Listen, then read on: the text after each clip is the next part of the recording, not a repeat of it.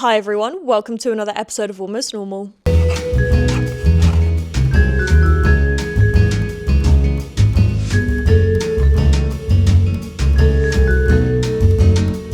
I believe in my generation, and probably the one before that, and probably a couple before those as well, TV shows are a huge talking point. Massive. I would put money down on the fact that there are most likely countless friendships based solely on the fact that when two people's parents tell them to go to bed, they both run to their bedrooms, get under the covers, and watch the same characters on the screen. I'm sure that there are numerous subreddit pages dedicated to the very niche, the very unknown television show. Strangers come together and build a community. I'm sure if you went to the coffee shop and again saw a complete stranger and both of you somehow figured out that you're both watching, let's say, Squid Games, you could probably sit with that person for hours and discuss the characters, the plot, everything, what you think is going to happen. There is a universal anticipation as we wait for the new episodes to come out.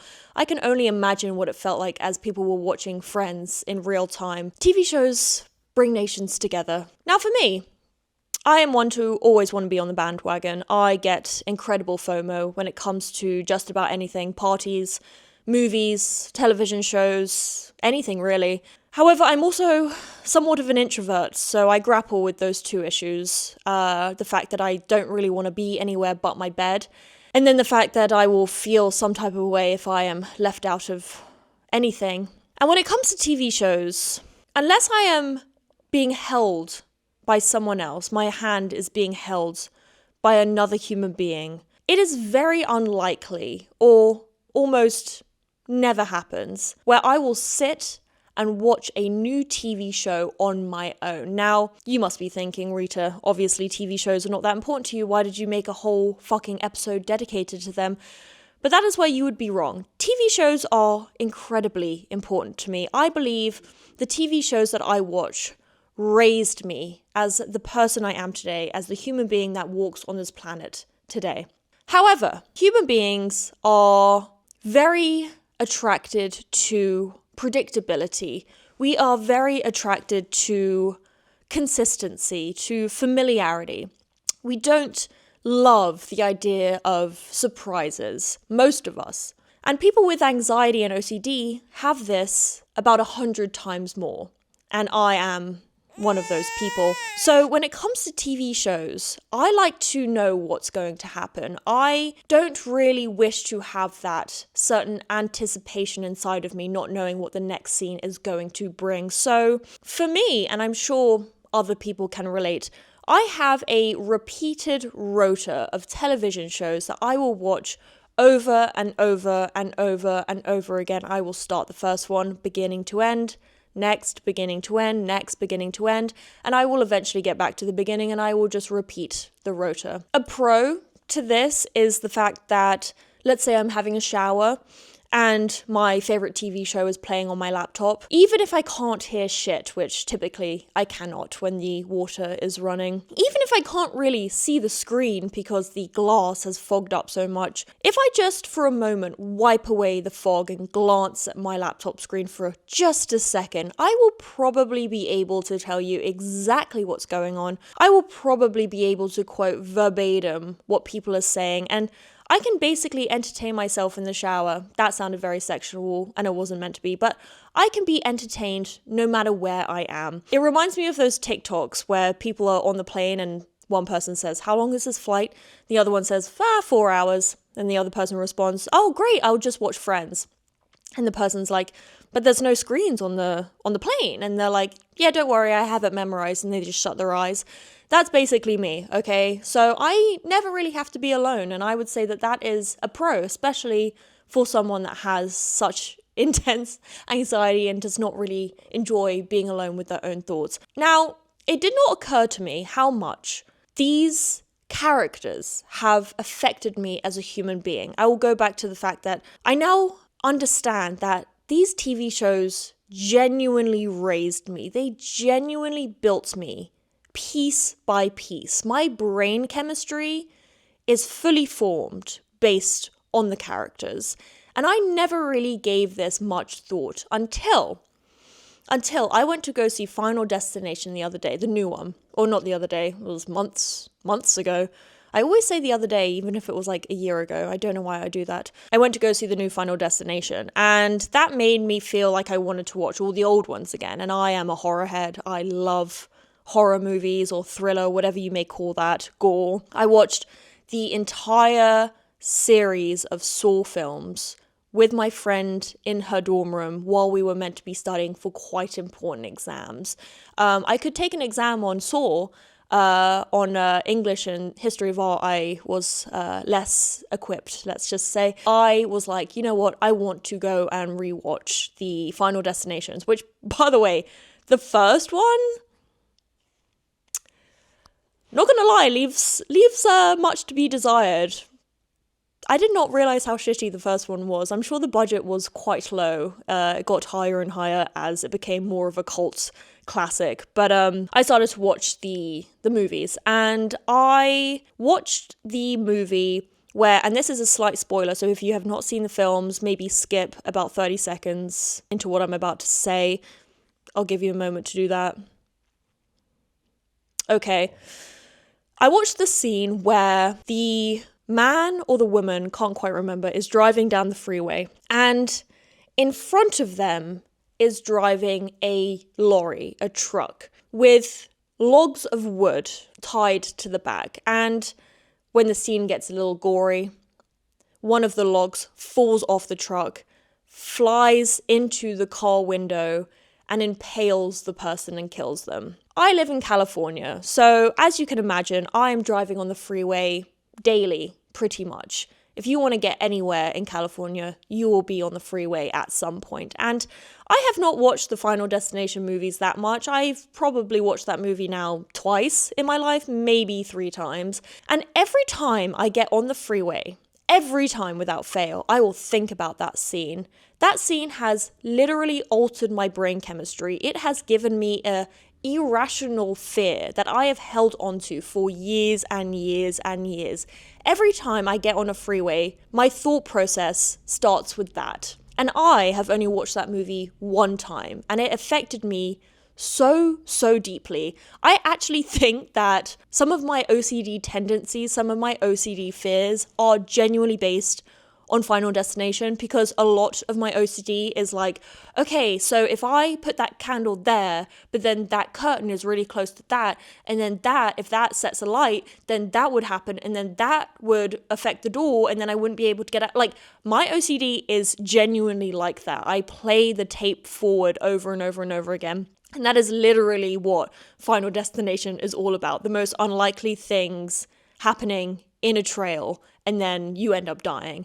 Final Destination has genuinely altered my brain chemistry, for better or for worse. So it is interesting that I have never considered how much the TV shows that I watch basically every day have also affected my brain chemistry. And no, they are not about near-death experiences or anything like that, but I feel like the way I approach life, the way I deal with my emotions, my feelings, I feel like I have the characters' voices living in my head. I did a little research, and today I'm going to go through my rota of television shows, and I am going to discuss how I feel each of them have affected me as a human being. And I'm also going to create somewhat of a family tree, and I'm going to put each character or each TV show as someone in the family tree. The dad, the mom, the auntie, the sister, whatever.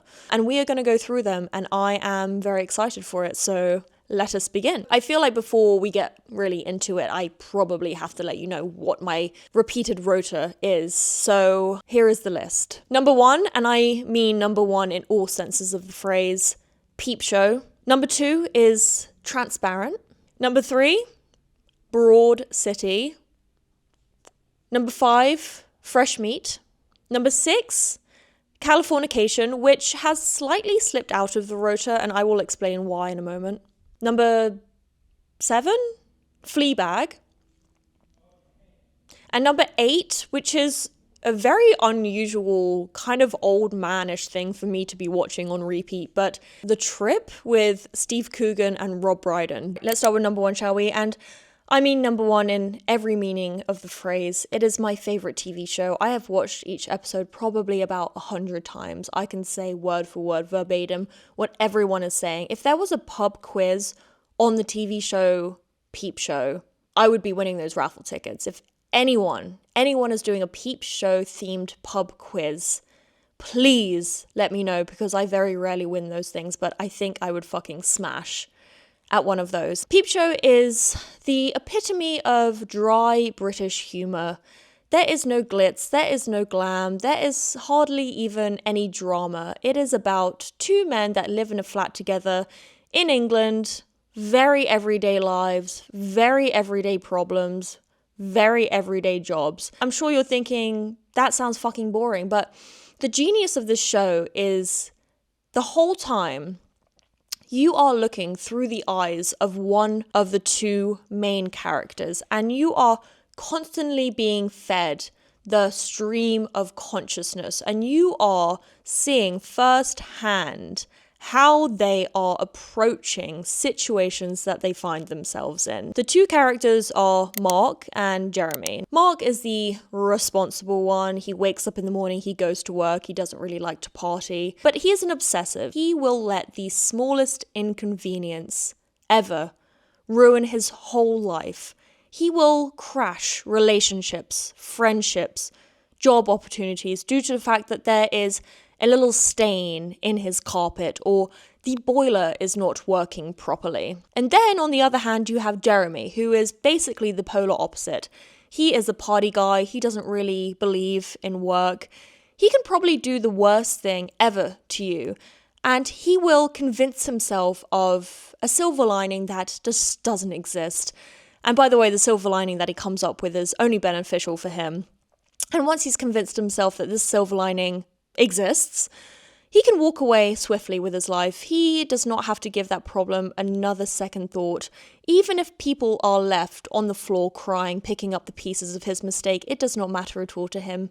I would call Mark the obsessive, the worrier. And then I would call Jeremy the avoidant. It is interesting that in my life, I have been called both of those things multiple times. I have OCD and anxiety. I obsess about the smallest things all the time. I make up scenarios in my head that I have to deal with every single day. But sometimes when those problems become way too much, my mind will just switch off and I will literally become avoidant. I will literally become Jeremy. Philosophically, we would call this absurdism. Sartre would call this bad faith. We are constantly trapped in a prison of our own consciousness, and that is me to a T. I would probably say that I am 70% in my head and 30% in the real world. I am usually dealing with issues that my brain has come up with. I'm usually trying to find solutions to problems that don't actually exist. I'm very rarely sitting and smelling the roses and appreciating all the things around me, the physical. I'm always in my head. I am living in a constant prison of my consciousness.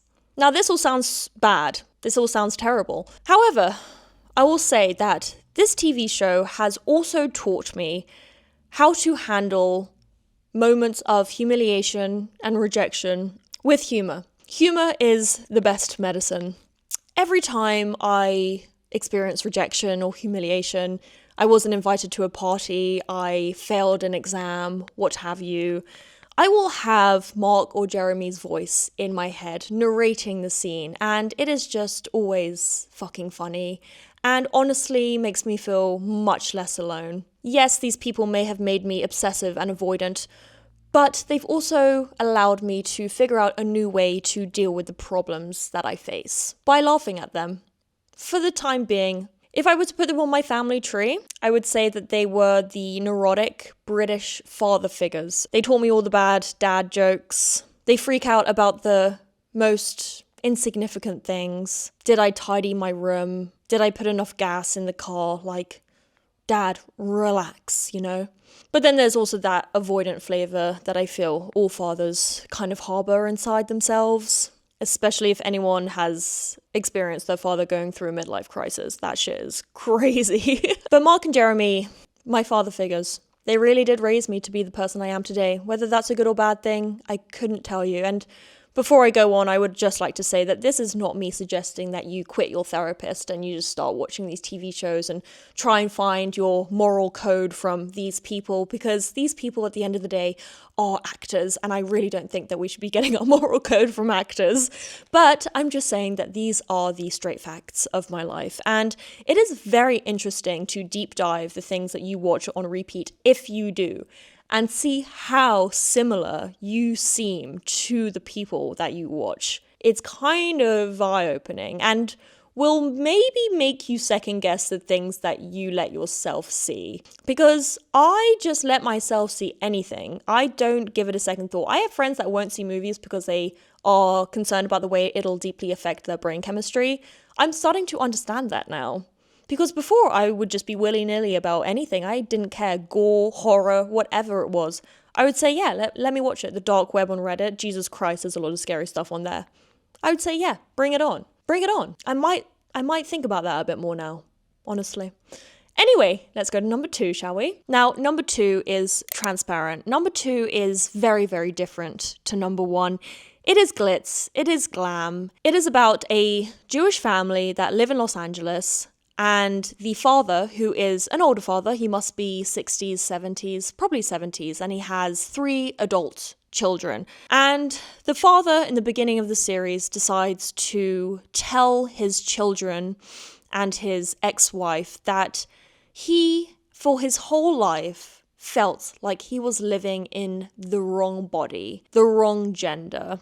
And he wishes to present himself as the gender he deeply feels that he is. If you have not watched this TV show, I highly suggest you do. There is such an interesting entanglement of LGBTQ culture and the Jewish culture in Los Angeles. It's pretty amazing. You must watch it if you haven't. Don't worry, I didn't give anything away. Everything I said you find out in the first episode. But it's so interesting to see how vulnerable everyone is in the TV show, and how, even though they're all adults, they are all grappling with questions about identity, questions about themselves, who they like, who they don't like, who they are, who they want to represent themselves as. And for me, I did not have a typical upbringing, let's just say. I did not have the white picket fence with mummy and daddy home for dinner at 9 p.m. or 8 p.m. or so. See, I don't even know what time people are meant to eat dinner. I'm fucked. But I did not have the typical family setting, let's just say. And I always dealt with that probably in the wrong way. I spent so many years of my life blaming my family for the way that I am and saying, how could they treat me like this? Now I won't be able to succeed in that. I won't be able to succeed in this, because if you had gone through the things that I went through, you wouldn't be able to succeed either. You would just want to be avoidant and run away from your problems. And at the end of the day, that is just deeply affecting my own life and no one else's. And watching this TV show gave me such perspective. It gave me empathy for the older people in my family. And it made me realize that it's literally everyone's first time living on this planet. And I cannot stress that enough. It doesn't matter how old you are. You can still go through problems. You can still go through trials and tribulations, even when it comes to gender and identity. And it honestly made me feel softer about the people around me.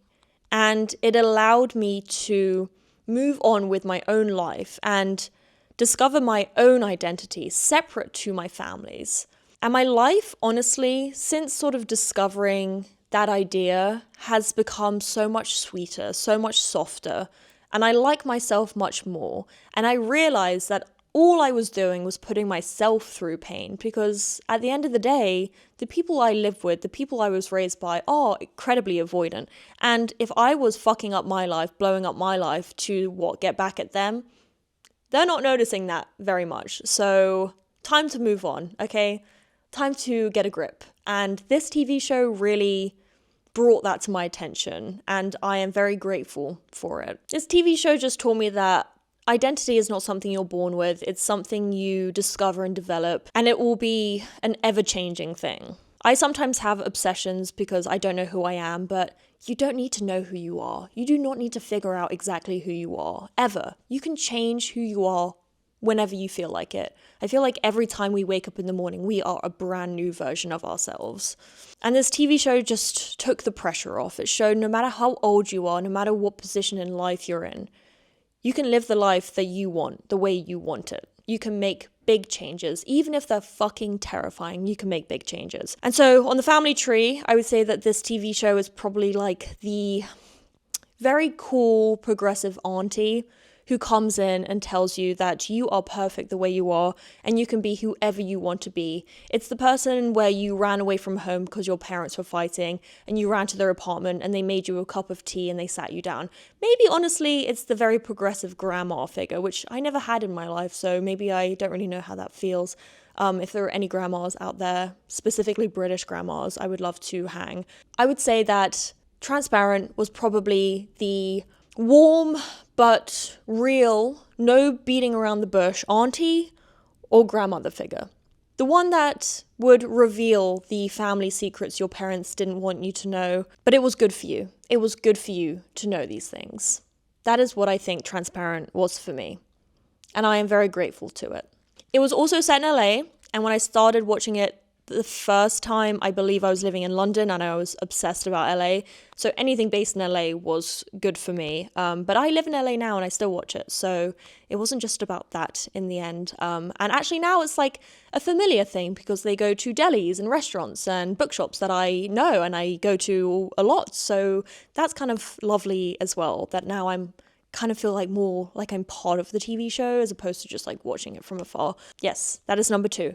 All right, now number 3, Broad City. Broad City is such a beautiful testament to female friendships.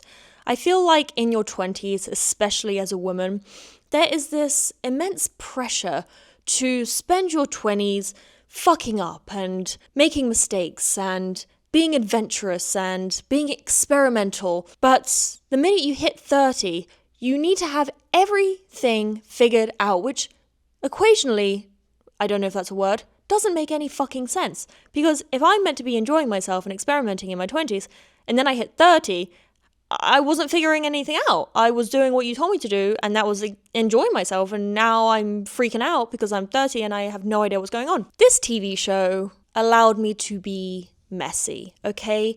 It gave me the permission to be chaotic, and it gave me the insight into what is really important in life, and that is fucking love and friendship. This TV show is about 2 characters, Abby and Alana, who live in New York City.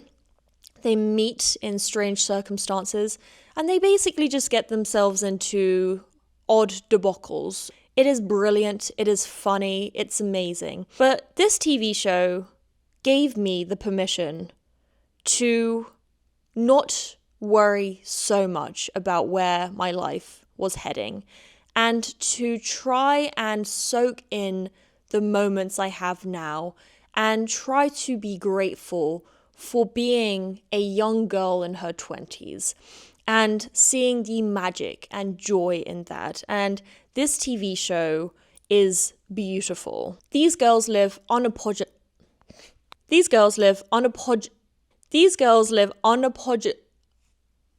Am I having a stroke? Why can't I say that word? Unapologetic. These girls live unapologetically. I literally spent an hour trying to say that fucking word. What the hell? These girls do not live to perform for anyone, okay? This is female anarchy at its finest. There is no performing for the male gaze. There is no performing to be impressive to anyone. They just want to have a good time. And I fucking love that, alright? If these girls had to be put in my family tree, there would probably be the eccentric, maybe slightly inappropriate auntie that you go to for advice, who probably sneaks you some tequila under the table when you're 15 and tells you how to have sex and what panties to wear. This TV show taught me that life does not have to be Instagrammable. It is to be messy, it is to be chaotic, and that is what makes a full, proper life. Okay, number 4 is Fresh Meat. Now, Fresh Meat is about a bunch of university students who were late to get the dorm rooms in university, and so they were all put together in a house. And these people are the most unlikely of friends, and in the beginning it really doesn't work out, and they really don't like each other. Everyone's trying to move out every second they can. People sleep with each other, people hate each other. No one agrees on anything, and as the series goes on, this beautiful friendship forms between the group and they become this family. And I think that this TV show is such a testament to becoming and belonging, because there are a bunch of people in this show that never felt like they belonged and never felt like they were worthy of friends. And once this family is formed, they understand that they are of value. And I think it is just such a beautiful TV show. It honestly is a comedy about a bunch of university kids in England, but if you really dig deeper on it, it's pretty lovely. It shows you the messiness of first coming together with a bunch of strangers, but also shows you how no matter how different you are, you can always find similarities. Humans are incredibly complex and deep, and maybe on the surface you may not get on with someone, but if you really spend enough time with them and understand their history and all of that, then there's connection there. And I think that this show really exemplifies that. It shows you not to judge a book by its cover. You may not like the style or the music taste of someone, but that doesn't mean that you can't be fucking close. I would say in the family tree, this is probably an older sibling, a slightly responsible older sibling. Perhaps when I first watched it, that was more the case, and now that I'm older, I see them more as younger siblings, watching them try and figure it out. Philosophically, I believe this show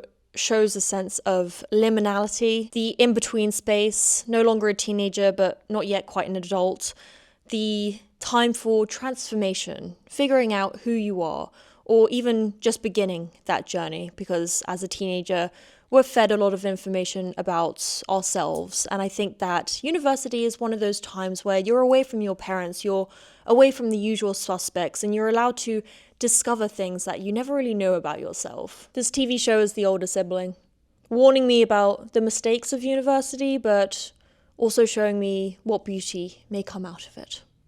I also think as someone who went to university when they were 24, it allowed me to feel involved in that culture, in the uni culture, because, again, yes, I did not go to university until I was 24. I am still in university today. All right, number 5 is Fleabag.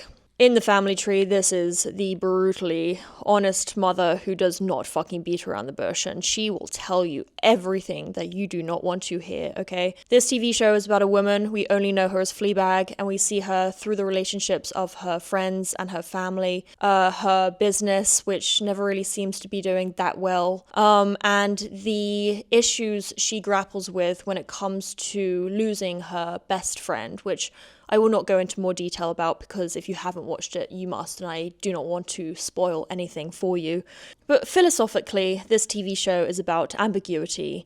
It is about the idea that life is both tragedy and also joy, and the two of them are not that separate. They come together quite nicely. Commonly, the character breaks the fourth wall. She feels like she is talking to you. Again, another narrated series, just like Peep Show, where I feel like I'm being seen, because these people really, really do live very much in their own minds, as I do as well.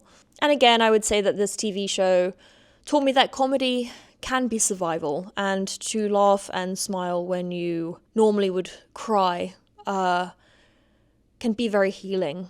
And there's so much stuff in this character that I relate to, and she does hear a lot of probably unwanted truths. So it does feel very much like the people that are telling her these things are really telling me those things, the things that I need to hear, but I really, really don't want to. I feel very related to Fleabag, especially when it comes to her obvious avoidant tendencies where she just drinks and sleeps with a lot of people. I really went through a dark stage in my life where that was very much me, and so I do very much relate to her character, and it is so lovely to see her slowly healing, because you really feel like you can sense yourself healing as well. A great TV show. Definitely recommend it. I'm gonna take my hair out. That might be a bad idea. All right, next we have Californication. Now, as I said earlier, Californication has slightly slipped out of the rota, and I do believe I have my reasonings for this. When I was younger, when I first started to watch Californication, and I suppose I should give you the premise of the show first before I get into it. It is about a man called Hank Moody, who is a begrudged, is that the right word? Slightly moody writer who lives in Los Angeles, alcoholic, sleeps with a lot of women, a playboy, as you were, who has a child and a baby mama who is one of the most beautiful women that have ever walked this planet. This man gets himself into a lot of shit, and he is always redeemable. There is always something about him that you feel sorry for, or you feel like he has been wronged. But at the end of the day, this is a man who doesn't really want to figure his shit out, no matter how much it hurts the people around him. And now, when I was growing up, I went through some times where this was very relatable to me, and I spent a lot of time fucking up and doing wrong to the people around me and making mistakes that deeply affected my loved ones. And I was not really in the mental position to fix it. And I absolutely hated apologizing. And so I couldn't help but do these mistakes, but I also couldn't apologize after them. And so I needed something or someone to make me feel less bad about my decisions. And I believe that this TV show was that. Whenever I would be hungover, in bed, going over my mistakes once again, I would put on Californication and I would feel much better about myself. I would feel less alone. This father figure, I would say he was a father figure to me, a very toxic father figure, who enabled my bad behavior, who told me that everyone else was an idiot and I was the smart one and I shouldn't listen to when people judge and criticize me. And I really let this show enable me in my bad behavior. And over the past few years, if I do say so myself, I feel like I have forced myself to improve somewhat as a human being. I have forced myself to treat the ones around me much better, with grace, with dignity, with love, because that is what the people I love deserve. They deserve love. They are lovable. And so I do believe that this TV show has fallen slightly out of the rota due to the fact that I don't really want that toxic father figure enabling me anymore. I want to be told when I've done something wrong, and I want to learn to apologize, and I just want to be different. And I just feel like I am so different to who I was when I first started watching that and becoming obsessed with it. And I would say that that is why it has slipped far from the rota. Now, it's interesting because a lot of people don't need to watch things that they find relatable, but it seems that I do. Most of these TV shows that I watch are basically just deep analyses, and I just say plural analyses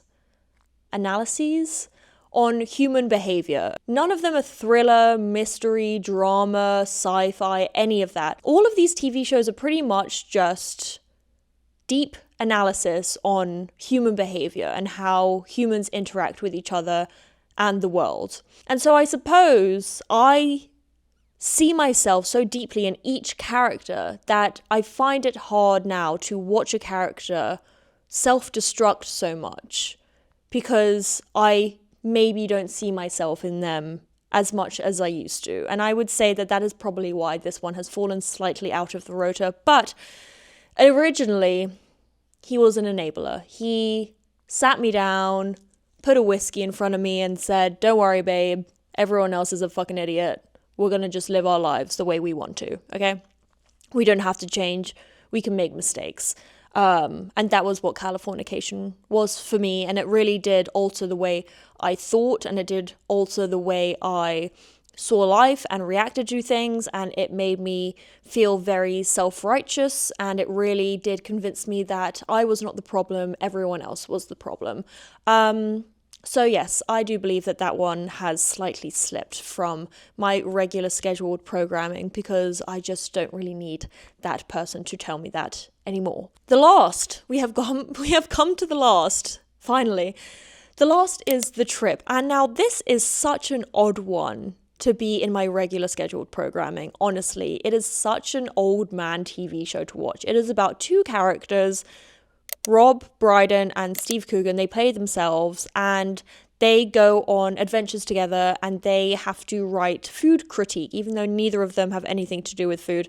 And it is a show that follows them through this journey. And they go to Italy, I believe, Spain.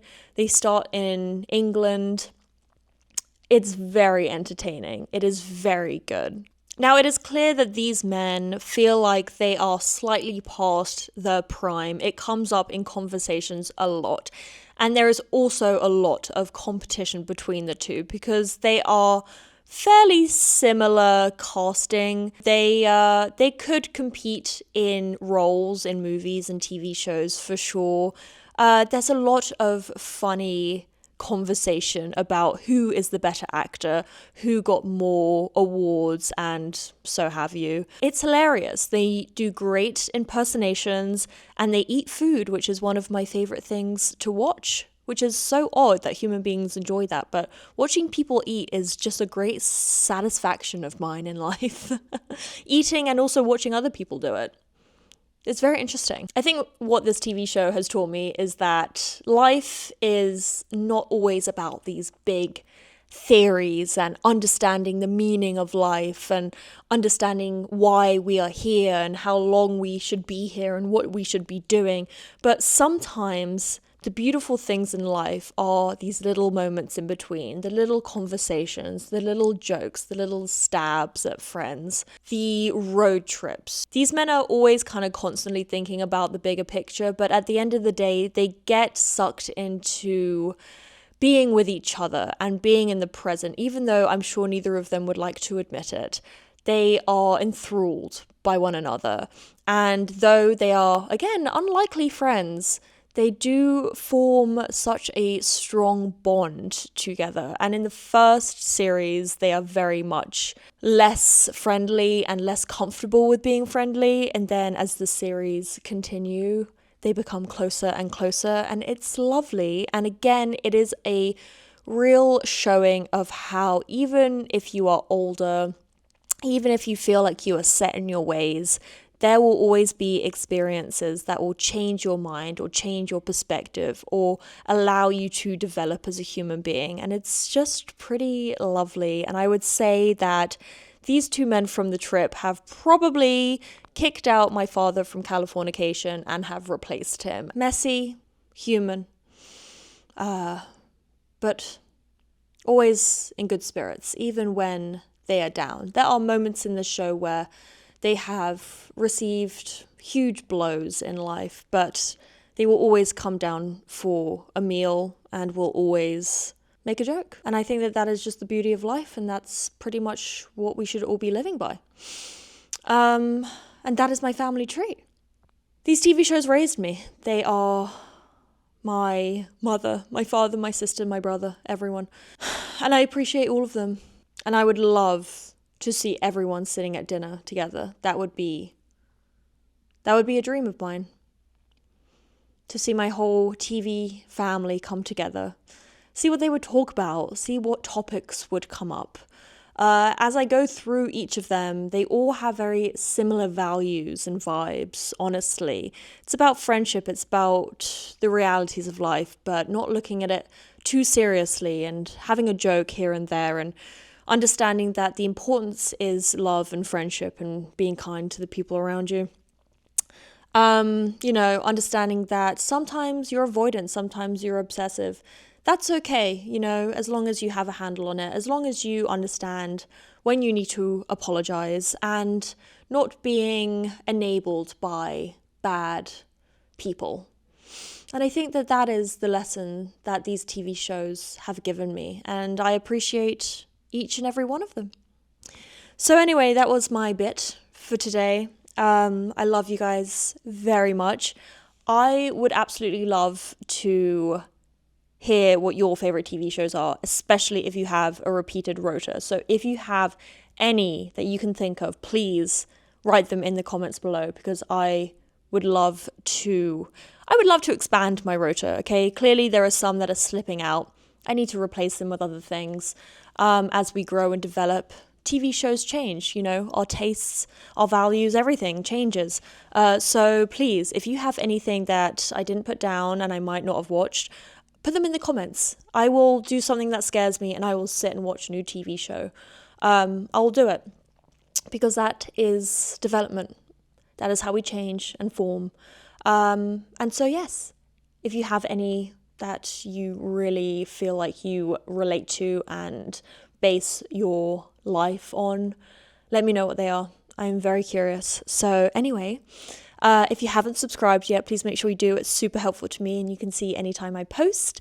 But otherwise, I love you guys so much and I will see you next time. Okay, love you. Bye.